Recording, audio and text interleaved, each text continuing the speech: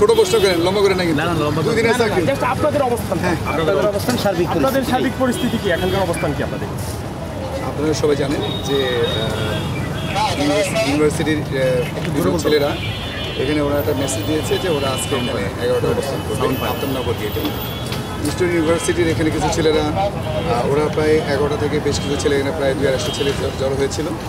পরে বনশ্রী, রামপুরা সব ইউনিভার্সিটি থেকে প্রায় আরও ছেলে সেখানে জড়ো হয়েছে, সংখ্যা প্রায় 1000-এর উপরে হবে। তো এখানে আমাদের বিষয় হচ্ছে ওরা ওদের অবস্থান কর্মসূচি পালন করছে আফতাবনগর গেটের ভিতরে ইস্টার্ন ইউনিভার্সিটির সামনে। ওরা বেশ কিছু সময় এখানে অবস্থান কর্মসূচি পালন করবে। তারপরে ওরা বলেছে যে ওরা এদিকে সেটা র্যালি করবে। তো ওরা ওদের শান্তিপূর্ণ উপায়ে ওরা ওদের প্রোগ্রাম করবে।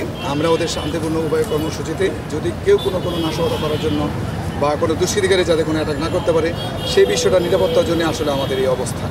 তা ওরা ওদের কর্মসূচি পালন করবে। আমরা নিরাপত্তার বিষয়টা অবশ্যই আমরা বিবেচনা রেখে আমরা এখানে আমাদের অবস্থান নিয়েছি। নামটা পুরোটা বলেন। মোহাম্মদ আবু সালাম।